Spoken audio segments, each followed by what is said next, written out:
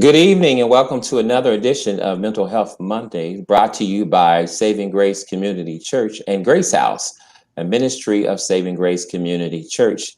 We're glad to have you watching us tonight. Joining with me, as always, our cohort and co-host, Dr. Quentin Moss, founder and chief medical director for Modern Psychiatry. Good evening.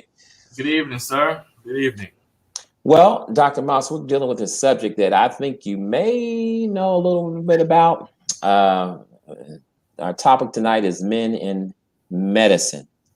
Out of all the physicians that are in the United States, the Association for American Medical Colleges indicates that of all doctors, 56.2% of them are made up by whites, while 17.1% are filled by Asian doctors and 5.8% by Hispanic or Latino, or those who identify themselves as being that. And unfortunately, 5% of all doctors are African American. And even more unfortunate is that under 3% are African American male, are those persons who identify themselves as being African American. I don't know about you, but I mean, things have changed in our society. And now, when I was a child, if you walked into a classroom and the teacher said, "Hey, tell me what you want to be when you grow up." Folks say, "I want to be a fireman. I want to be a policeman. And I want to be a lawyer. I want to be a doctor." And that was it. Nowadays, it's a little different. I want to be a professional basketball player. I want to be a football player. You may hear some say, "I want to be a firefighter, a policeman." But back in the day, it seemed to be more young people who dreamt or who aspired to be in those kind of professions. They weren't aspiring to be a professional athlete. When you look at yourself, when that question was posed to you, Dr. Moss, did you say, "I want to be a doctor"? So my response was I was gonna play football, and then when I got injured, then I become a doctor. That was my response. But being under 5 feet and weighing not much soaking wet, I never played football. But I always had being a doctor in the back of my mind, which was not the case of many of my peers. I grew up in Norfolk, Virginia, adjacent to a lot of the projects. And unfortunately, a lot of my peers didn't have the type of support that I had in my family and my church and my grandparents to be able to push me to be able to do this. And I'm grateful for God for it. But a lot of my generation, particularly in the area that I grew up with, didn't have that. So it was basketball, it was football, that most folks that they were hoping to do, because that's what they saw. That's what they saw on television. That was what was glorified. That's where everybody wanted to be, out in the playground. But not a doctor. What do you think? Under 3%. Wow. Why do you think more young people? I mean, you mentioned environment. Exposure, maybe about seeing people like themselves in certain positions. What do you think might be some other contributing factors as to why we don't see a higher percentage of doctors that are African American males? It's an arduous path, and in order for, I think, any minority group to be able to go through this level of training, difficulty, it requires a great deal of supports and angels almost at each guidepost. And in order for us to be able to have that, we have to have oftentimes other African American males or females who were there to be able to guide us through that. And many of our larger institutions, which have medical schools or which may have, pre-medicine programs, may not have that level of faculty who are able to do that. I went to Norfolk State University, and I was able to get a DNEMA scholarship, which allowed for me to be able to study the sciences and go that path. But many people may not have that afforded to them. So that's part of it, not having people positioned to nurture people through college, pre-med. And then once you get to med school, to nurture you, to support you, to make sure that you're able to matriculate and graduate from medical school. And then after medical school, to have those appropriate people there on faculty who can help you through internship and residency or fellowship after that. So again, it takes us being planted in all these places along the way to be able to make sure that we can help usher people in. So that's one issue. Well, especially for you, because you have such a specialized area in which you practice medicine in.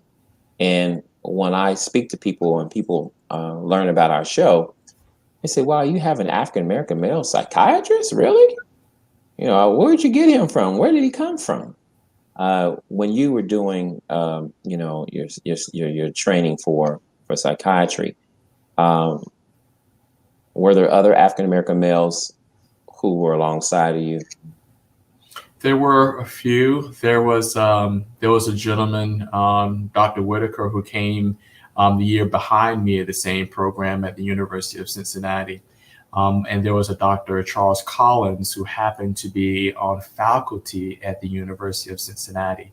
And I think that helped out a great deal, having Dr. Collins there and having support again of other directors of other programs, including my combined program, to help matriculate me through. But for sure, having someone who had done this, he and his wife, both psychiatrists, African-American, having them there was a great advantage for me in having that level of additional support. But that would be, far from the case at many other institutions where there was a psychiatry program and having, an African-American male psychiatrist, let alone having two on faculty who was able to do some mentoring. Well, yeah, because some might say, when you look at medicine, some might say one of the challenges or taboos or misnomers, let's just take it to football, that there's a certain level of aptitude, a certain level of decision making that is needed to play the position of quarterback. And many have argued over time, and certainly in recent years, we've kind of dispelled that. And Doug Williams really blew it out the water, would say, well, African Americans, they can't be quarterbacks. So how do you respond to people who within the African American community and outside our community who may challenge our intellectual prowess, or us having the aptitude to be able to and having the ability to grasp the sciences? What would you say to those that say that we don't have what it takes? Oh, I consider myself to be, okay intellectually, but I've worked with a number of our peers, African American, who are very bright, very capable, and the people that I've had a chance to work alongside, have been bright, and that's me also visiting, various physicians at other programs. There's nothing about race that speaks to intelligence or the ability to be able to manage material, make decisions, being astute clinically. There's nothing to race that speaks that you can't do that. What I will say is that sometimes our experiences actually can bring additional resources to be able to communicate to various populations. And I think that African-American physicians have an advantage in being able to reach out to minority groups, to be able to speak the same language when it comes to experiences, expectations, explanatory models of disease. How do we understand this to be? There's a way of relating that I think that that gives us a benefit in being able to help our people. And I think that's critical, because one of the things in terms of ministry, one of the things in terms of just social work or social scientists or whatever, it's not that being a part of one group excludes you from another group.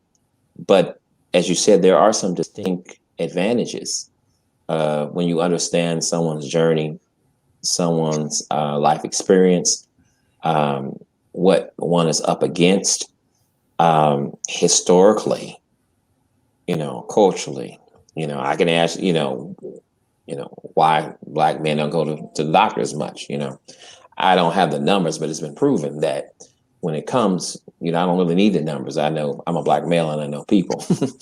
And I have Black males who are friends who just refuse to go to the doctor. And so you can probably, as an African American male, and understand that challenge. Speak to that a little bit. Without having to depend too much on stereotypes, of what we know about, race and culture. What I've gathered through my experience as an African American male, I believe that it's very common for other African American males. So as I think about, being an African American male in my 20s and 30s, what I thought of my health, and now being an African American male in my 40s, going into my 50s, and think about all the preventive medicine that I have to do to maintain my health. I understand what my grandfather thought about medicine, what my great grandfather and my aunts and great grandmothers thought about medicine, and the challenges there. And I know that that's a dialogue that I have to kind of work through for myself, but I have to work through that dialogue for the patients that I see. Let me try to provide some education. Let me take down some myths. Sometimes that continue generation after generation in our specific community, and address that. But the other part of this, pastor, is that there's the challenge of having role models in place and being a place of higher learning, to have mentors to kind of help guide you through the process. And part of what we want to do is to be able to help our people, but the stigma and challenges that physicians of color experience sometimes can be also from the people of color. So people of color sometimes see a African American physician as not being as competent or knowledgeable, and may decide that they would rather not see a person of color, to deliver care and go elsewhere. So there are other sides of that too. Wow, and that's an interesting thing, that even within our own community, we would shy away from our own doctors, seeing in the competence. Joining us now, we have Dr. Timothy Pringle, a vascular surgeon, practicing he'll be back in a minute, but we'll get him back in. Dr. Timothy Pringle, are you there, Tim?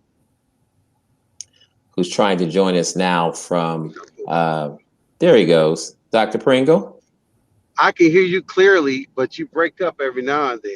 Okay, well, Dr. Timothy Pringle is a vascular surgeon and has a practice, and we'll just talk about him. West Carrollton, Texas. He is a native of Middletown, Ohio, and he also, I got you now. He attended Ohio University in his undergraduate time there with me, in which we sang together. Right, sure sweet tenor there.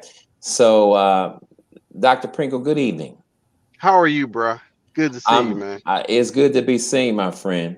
We're sharing with Dr. Moss. We're talking about the challenges that we have. And hopefully he'll come back here shortly.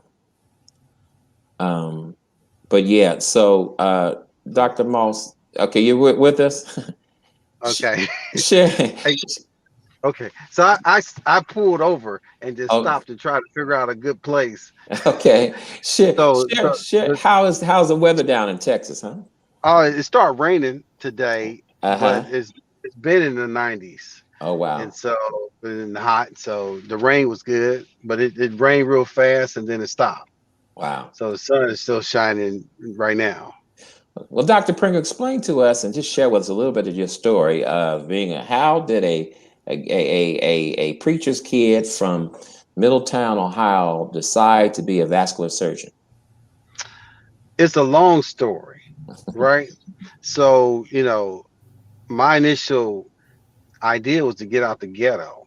And so whatever that took to be successful, that's what I did. And so essentially, you know, I want to hear more of that.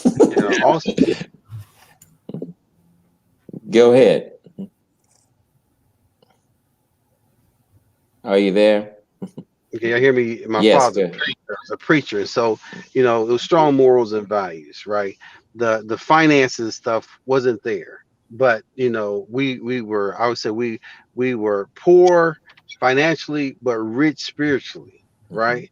And so by having the morals, values, integrity, and hard work and all those things that was taught to us, we just knew that hard work is the only way to the top. And so my brother, who was about a year and a half older than me, we just set out, to be really good at what we were doing.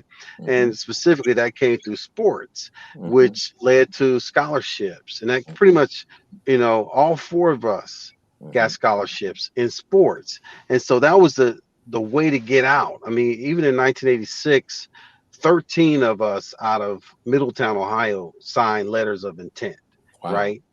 In 1986 to Division I schools, and that we all had that mindset, was you got to work hard to get out. And I heard Dr. Moss a little bit because I was trying to get in, I couldn't get in, but I heard him talking about having people around you to be supportive. Well, back in the day, even the people who failed, still supported you and told you not to do what they did, and they were supportive to get you to do better. But that has changed a lot in our current generation. It's a different mentality, and so a lot of us went on and did well. A good example is Chris Carter. He was a couple years ahead of me. There was a lot of people who nurtured him and proctored him along the way to make sure he didn't fail. Right? He wasn't the top athlete coming through. He was on the B team in basketball, but it was nurturing that helped him propel to where he went. Whereas people who would school him,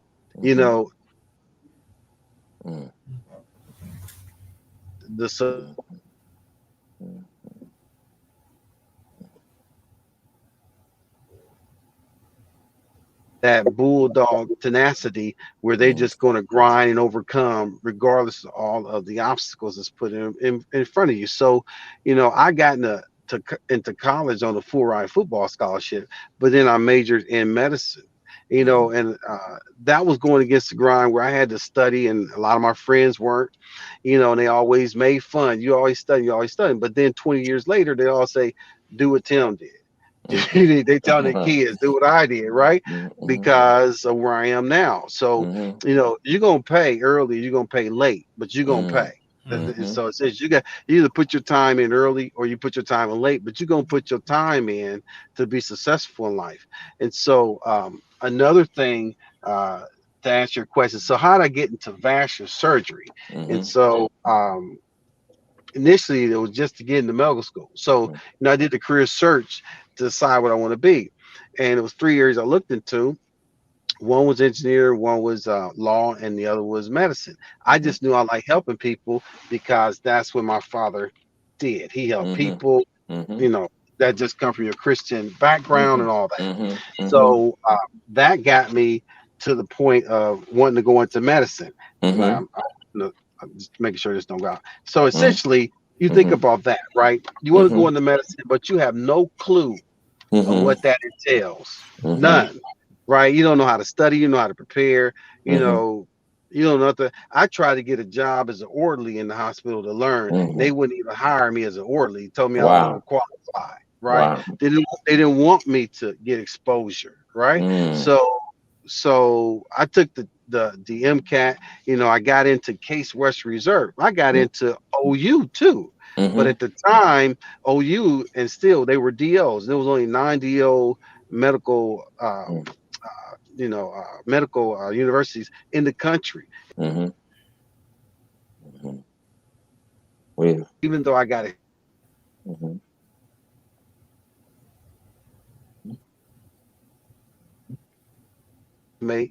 had went to Case, and she said you need to come to Case. So when I applied, only applied to 4 places.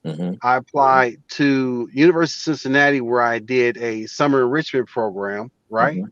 After I graduated from college, because I did 4 years. I started as a freshman, so I really didn't have time to study. When they was taking the MCAT, I was on TV playing football, so I didn't really have time to study for it. So I had to. I graduated. I felt like I graduated too fast. Should have got redshirted. But these are all strategic planning that you don't know. You're a trailblazer. You're gonna make mistakes. And so I sat out a year after I graduated. That summer, went and did a prematricular, like a summer program at UC to learn about medicine. And, all the doctors came in. It's like, and they basically told you the truth. They say, the divorce rate is 50%. You don't have no time for your personal life and all these different things. And I looked at it at that time as they trying to discourage me, but really they was telling me the truth, because that's you have to, and I'll come back to that. You have to persevere to make it, right?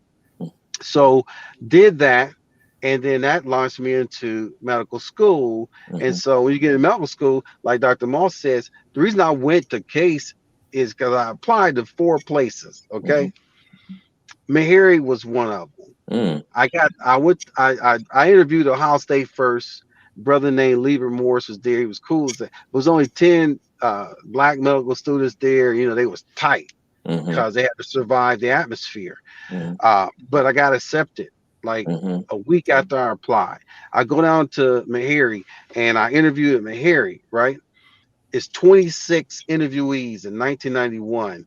And I was the only black male. They told me I was an endangered species, and they accepted me immediately, right? But the environment going on.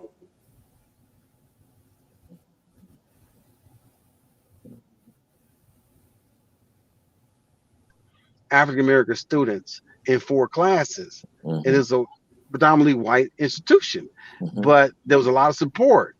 And so I said, this is where I need to be.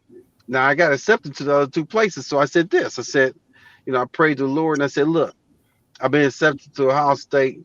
Ohio State seems to be a little bit more secure than Meharry at the time because they had financial issues. And I said, well, I really want to go to Case. So Lord, if you don't respond to me by this time, then I'm assuming you telling me to go to Ohio State.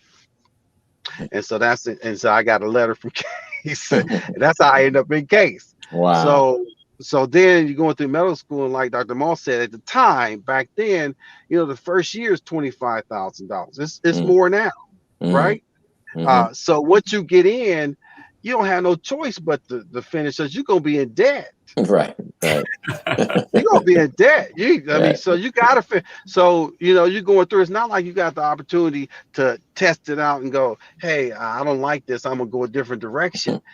We're not given that latitude. Right. They are. I mean, but I've seen that. So a lot of times, even the strategy. I had several classmates that did the first 2 years of medical school and took a hold on medical school, went to law school, got their JD, came back and got the last 2 years of medical MD degree, and never planned to practice medicine. They want to be the head of the hospital. Wow. We didn't even entertain that thought, right? Because they had others and fathers who already did this grind, already saw what was going on, and they's like, no, you don't really want to practice like this. You want this where the money is. Right. You still can help people. So it's the strategy. A lot of us, we're first generations trying to just be successful, right? And so you make that's good stuff. Yeah, he's telling the truth. You're on their wing. We're waiting for you to come back in. Come under their wing, and they're thriving, right? But that's what happens when someone takes you under the wing. I did most of my training in Ohio. Okay, so just let that go right there. So with that being said, how did I get into vascular? I went to medical school, and what happens is you kind of cater to what you like, your personality. So whatever your personality is, it's kind of like will lead you down the path of what you end up becoming. I looked at ortho, but when I saw how they practice and they focus just on bone, I said, you know what? People gonna be asking me all kinds of questions. I need to know more than Mhm. just the bone. So Mhm. that led me into general surgery. And then when I Mhm. got general surgery, you know, I like vascular surgery because I just got more exposure to it. It was technically difficult and it was fine motor skills. You had to handle pressure well, you know, and I ran the hurdles and I was a quarterback and I played defensive back, you know, so I could deal with that. And Mhm. so also let me know that since a lot of people couldn't do it, then I'll always have some work. So Mhm. that's why I went down that trajectory to be a vascular surgeon, you know. Mhm. And so I want to point this out. You Mhm. know, when you talk about black kids, you know, all they want to do is go pro, right? Mhm. Mhm.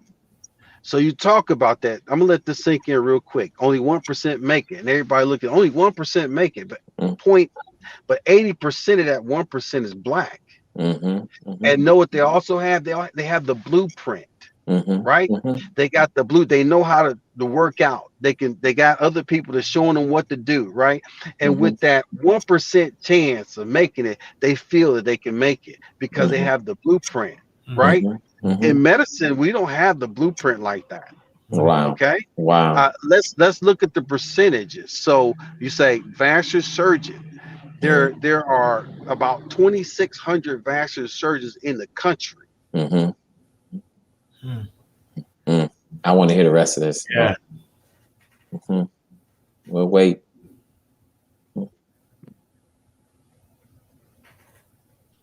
Y'all rebooted. Yeah, Y'all we're there? good. Yeah, we're good. About The 2,600. Yeah, take yeah. We uh, said we want to hear the rest of this. Go ahead. Mhm. okay, only 26 are black. Wow. Out of Right. So 2,600. Wow. exactly. So when you look at, I mean, I would pick like neurosurgery, pick these other areas. What percentage are black? So you telling people, you know, how could you think you want to go pro and it's only 1%? Well, how can you think you want to be a vascular surgeon? Mm, How you think you're gonna be a neurosurgeon? What mm, how you think you're gonna be anything? mm, We're first mm. generation on a whole lot of stuff. Mm. Wow. We just Wow. had a black president. Right. And you Right. see, you see what that got us, Yeah. right? Right. Right. Right. So Right. so we're not high percentage on nothing. Right. Right. So you Right. just need the blueprint, you know, to get through. Like Dr. Moss said, you got to have that supportive structure. Mm-hmm. I mean, here we fight against so much. I mean, not just trying to learn and study Mm-hmm. and actually, you know, you going through the whole process and seeing your colleagues. Some of them got the test questions, and Wow. you buying books trying to just study everything you can study. Right? We're up Mm-hmm. against, you know, a mountain. Mm-hmm. Right? Mm-hmm. Mm-hmm. So without having that network, you, Mm-hmm. you can't survive. You need a Mm-hmm. network to get out of slavery, Mhm. Right. right? Right. Right. Somebody had to show you the Underground Railroad Right. to Right. make it Right. to the promised land. It's the Right. same thing. So we don't have that network developed soundly in these areas. We got it in sports. Mm-hmm. That's why we're so successful in sports. We Mm-hmm. got the entertainment. That's why we're Mm-hmm. so successful. But we need to develop in other areas. Mhm. Well, That what do you think? same. Well, what do you Go think ahead. can happen? Because the whole when a person aspires to be a professional athlete, they do see people of their that look like them that are playing, and because black male doctors are so far in between, what can be done to expose more of our young people to the fact that we are in this area and that we're there, and that because that's a great point when you look at the percentages that percentage wise is just as challenging to be anything else. So, what is the key in us pointing African Americans, male and females, to medicine and saying, you, before you came on, that you have the intellectual prowess, you have the aptitude, uh, and you can do this? How can we point, how can we encourage more young people to consider going into medicine? Let me answer this question. So let me answer this way. So I was recently asked to talk about what it takes to be a vascular surgeon. Mm-hmm, Okay. And I was speaking to some AKAs mm-hmm, and their kids and different people that's trying to go into medicine. mm-hmm, And I said, you know, 18 years of general schooling to graduate from high school, and then 4 years of undergrad, and then 4 years of medical school, and then 7 years of general surgery with a year of research, and then 2 years of vascular surgery fellowship. That's 17 years after graduating from high school. So it's not just being smart. It is persevering. It has a bulldog tenacity. Don't quit. Don't give up. You're going to have a whole lot of ups and downs. You give up your 20s. So what you're really asking is anyone dedicated to do that? At this point in time, specifically when the reimbursement in medicine is down, right? And so yeah, you got the prestige when it comes to someone suing you for doing something wrong, but they don't want to pay you for all the stuff you do right. So how you gonna tell a child going to medicine when they can make money doing YouTube videos? Right. And acting stupid. When they can do IT. I mean, I went to a graduation at a private school, and it was predominantly white private school, right? And I can count 2 people out of all the people graduating.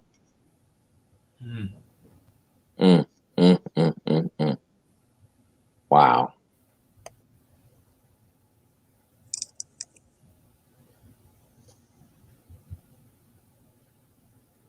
Are y'all back? Yes, we're there. So did y'all hear my last statement? Yeah. So how you going to encourage kids to go into medicine and to sacrifice all these years and give up the prime life? You know, you can't get married, you more like get divorced. You know, you can't have your kids. All this stuff is delayed gratification for what? To make less than somebody that's doing IT. Or to, you know, that's doing something else and not get paid for what you're doing. I mean, that's what you're up against now. Is that, you know, even the reimbursement, like, yeah, you can look at Dr. Moss and me after the fact to say, yeah, we're successful, but you ain't willing to go through what we went through. Right. Get here. Get here. You're looking at the product after the fact. You know, but you had to overcome a whole lot of obstacles. When people coming out 4 years, you know, degree in different things, and they making more money than doctors. It's true. I mean, you're not even getting paid fair market value. Just fair market value for what you're doing. That's why doctors got to do so much and adapt so much to survive. Right? Now, when you look at it, like one doctor said, you know, they said theoretically we should be rich, but in reality we're not.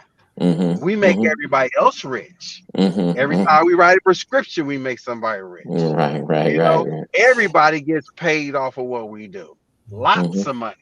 Now you have your own practice. How many people do you have on staff, Dr. Pringle? Well, right now I have 3. I have 4 because when I first started, I had too many people.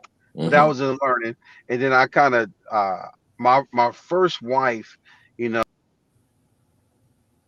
Hope we can come back. I learned.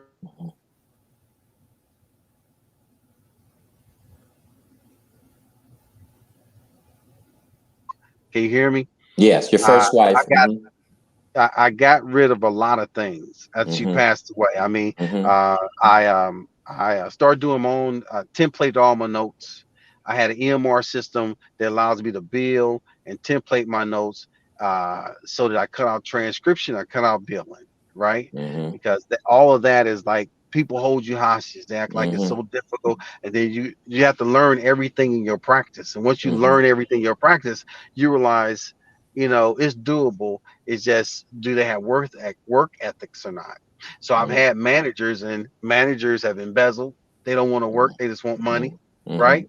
And they pimp the other staff. So now I got rid of managers, you know, so pretty much I got my staff basically are workers, and you get paid for working. You do a good job, you get bonus. Right. And so I pay the people for doing work and for actually carrying on the vision of the practice. And so that's pretty much where I'm down. I've narrowed down to 2 employees, and my wife will come in and basically handle credentialing things. Okay. Dr. Moss, in terms of your practice, how similar are your experiences in terms of where you started, in terms of your practice, in terms of mental health, psychiatry, in terms of how similar is your rationale been with Dr. Pringle? It's quite similar. Again, blessed with support, but a lot of my colleagues didn't have a great deal of support when I talked to folks around the country. Similar setup as he. We had 8 African Americans in my medical school at the time, so we didn't have a lot of a populace of us. But it's difficult in setting out on your own and establishing your practice. As an African American male, there wasn't another African American male that I could say, hey, how did you set up your practice? How did you build this?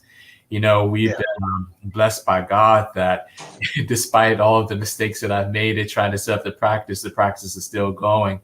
And, we're blessed with 130 employees, but that's a lot of responsibility, spread over a lot of people. But again, we as minority, physicians, but also as minority business owners, we don't have those dual templates to work with in order to try to build. So what I was able to build over the course of these 11 years, I've got other colleagues whom I'm sure were able to build much more in a much short amount of time. Because they come from having the association with other people who have done it, or being the second or third generation to do it. Right. That makes a big difference. So I'm still catching up to a lot of my colleagues in that way. Wow. Right. I agree with what he's saying. And here, I'll add to that, specifically being a minority owner. You own your own practice, Dr. Moss? I do. Okay. So I was asked to speak on the NMA about the effects of the pandemic on the vascular surgery practice. And one thing I talked about was the benefit, what I learned of being a minority, but by being an owner, not just a minority owner, just the benefit of being an owner. Most of Black physicians basically are owned by a hospital, right? Or because the practice trying to manage that and do all these things, and there's always some adversity that comes, it gets overwhelming, so they decide I'll just take the check from the hospital. But the advantage of being an owner is that when the government start giving out PPEs and paying off your rent and all that stuff, guess who got it? Owners. Guess who didn't get it? Workers. Wow. Employees, right? And I was telling them, I said, look, y'all work for a hospital, y'all didn't get access to all this stuff. This was given to the hospital, but as an owner, you get access. So when you look at Go ahead.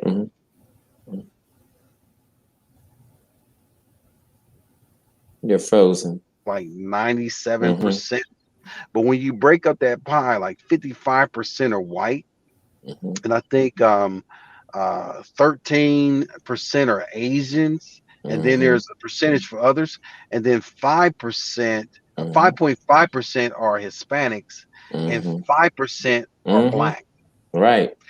So if you really want to start fixing our problem, the key is to have more minority owners. Because when you're an owner, you have a voice. Okay, you start increasing that ownership number. Just everybody, like you look, this person been doing barbecue ribs for 15 years, but they don't own the place that they're doing. They need to buy a little spot, right? Right.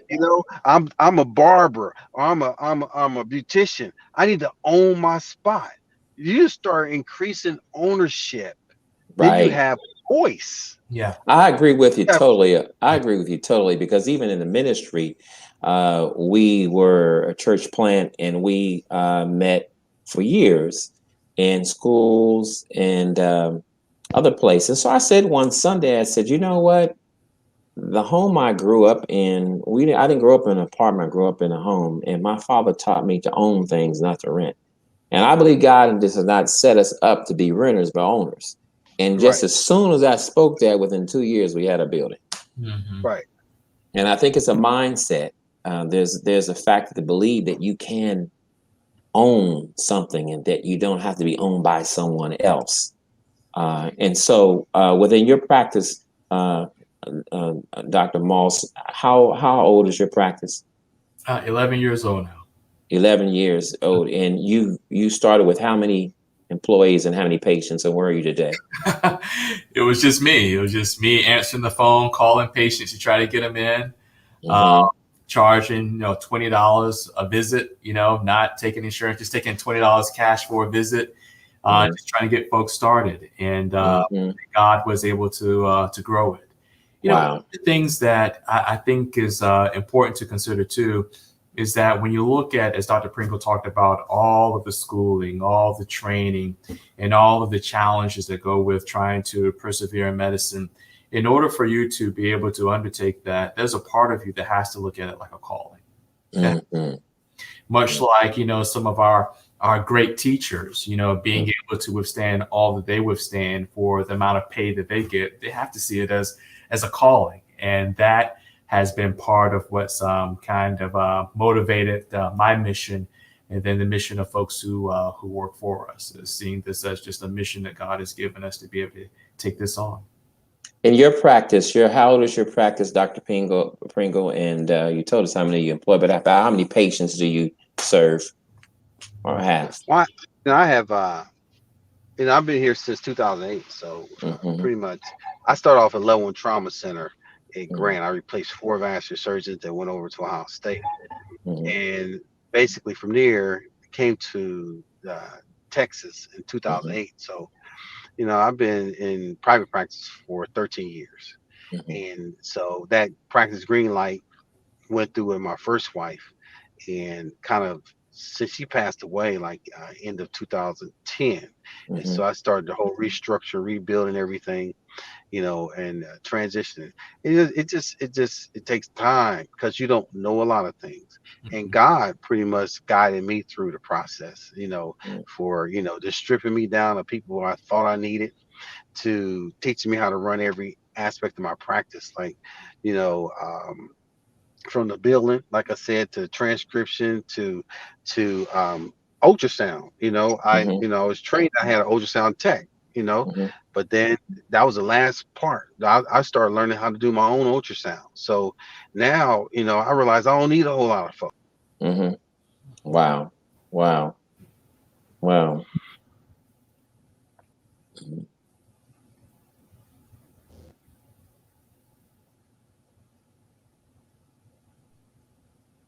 So you were able to make those after you learned you didn't need any folks. You became more exactly. trained. Independent. So that's why I don't have as many staff, because now I just need a few staff. So you cut down, but all this stuff is learning. Plus, on top of not having the money and all that stuff, and having to build and grow and market, you have to do a lot. Right. And here, this is what I want to say. Medicine is my ministry. And I agree with Dr. Moss, right? But a vision with no provision is an effort in futility, right? And it's difficult to get people to see your vision. Even sometimes your own family now don't see your vision, right? So, and you have to still grind. You're preaching, Tim. You're preaching, sir. Go ahead. Right. So if the Lord is showing you something, you got to do it, right? And so a lot of times, like I've been telling people a lot of different things. Like the Lord showed me a lot about coronavirus, and I've had multiple people get healed from coronavirus, 48 hours, right? Wow. From the stuff that God is teaching me. But this is not the mainstream. That's not the mainstream. But God made the body, God healed the body, right? You follow him, pretty much he's gonna tell you what to do, right? You have to put it all together. But with that being said, you got to practice with integrity, right? God's gonna still protect you and bless you through the process, but not everybody's gonna believe in you. That's the thing. Now, I tell people all the time, like, look at me, but then guess what? They want to come back to me after the fact. It's like, yeah, this is really good, but you didn't have faith. Because faith is the substance of things hoped for, the evidence of things not seen. So if you don't understand it, but you don't believe in it, at least don't doubt it until it's wrong. Right. That's good. Don't doubt it till it's wrong. Right. That's good. If it keeps being right, then you need to believe. Well, that's a great point. That's a great point Dr. Pringle brings out. and it is a point in which I like to close on, and that is, how does your faith affect your practice in medicine and the instructions, and how do you take that approach in using your faith to help heal people, Dr. Monks? There's I practice in the field. There's a number of ways to be able to bring folks to wellness, right? There are a number of interventions, but not all interventions are for all people. And so I go in, inviting the Holy Spirit to be with me throughout the day and to nudge me, to guide me to the solutions, to words that I should say, and sometimes to hold my mouth so I don't say the things that I should not say, in order to help folks to move in the direction of being well. So that's how, in my practice of medicine. And then those people who have a similar faith, I'm able to pray with you. The invitation is there at my table, the sign, open for prayer. And there are a number of patients who I do pray with who require. Wow. But it's, asking God to kind of guide me through the day in regards to what I should be doing, and sometimes even what I should not be doing. How awesome is that? Dr. Pringle? It's the same. I have a sign when they enter my waiting room. It says, faith is not believing something to happen, it's knowing. Right. That actually calms down a lot of people. And I actually play gospel music, throughout the day in my practice. And so people know where I stand, from that standpoint. And like Dr. Mall said, for people who are like-minded that they want to pray, I pray with them, and I guide them and make a lot of decisions, based on how God leads me, and you have to be careful how you blend medicine and God, and you kind of have to let people take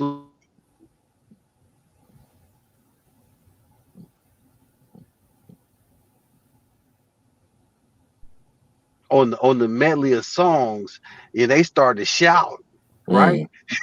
And so I thought it was gonna make the patient feel uncomfortable, right? So I was like, I said, "Are you okay with that music being played?" And the lady said, "The more they shout, the more they scream, the more comfortable I feel." Wow. So you just don't know, man. Here. So I like this. As long as God is on my side, I'm not worried about what people think. Well, And amen. so here we're here for a purpose. We want to carry out that purpose. You're doing things to help people.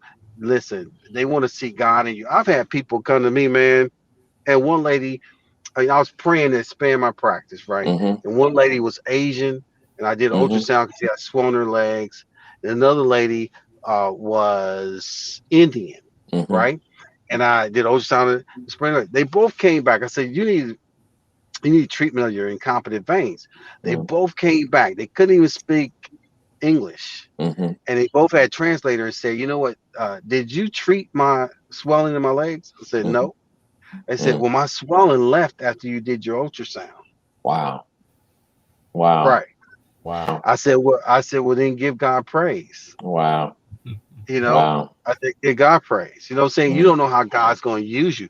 But then I start getting more people coming in because they tell other Asians and telling other Indians, and they refer. I didn't have to do an intervention on them. You know what I'm saying?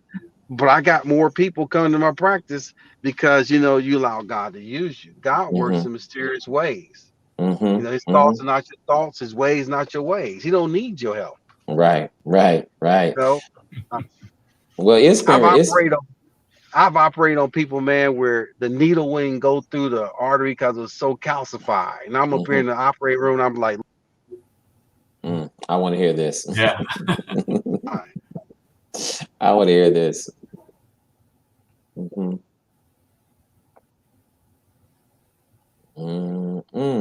They were non-compliant. They hadn't taken. I said, dude, you don't really, you're not supposed to have your leg. I said, but it wasn't but the Lord in there that fixed this. Wow. And so God, and I've done operations that I was really never shown how to do, but the Lord directed me. And I've had other people look and say, who taught you how to do that? I said, the Lord. Lord made the Wow. body, Lord healed the body. And then I'll read in the book and find, oh, that's what that's called. Oh, right. But the Lord just showed me how to do it. Because in my training, they didn't want to show me everything, right? They was holding back on stuff, right? They didn't want to show me. But no, I'm gonna show you how to do this. I made the body. I'll show you how, and I'll just learn, right?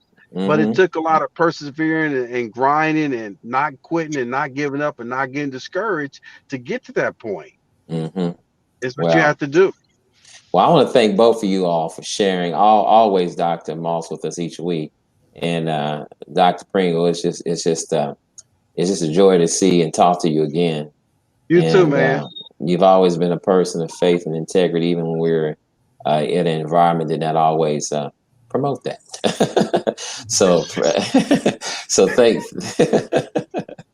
so thank God for you. To those of you who are viewing tonight, and those of you who will view this broadcast later, thank you for sharing your time with us. And we know that the content in the discussion will encourage you and hopefully give you hope. But until we share with you again, we want to encourage you, as always, we want to encourage you to feel better, become better, and live better.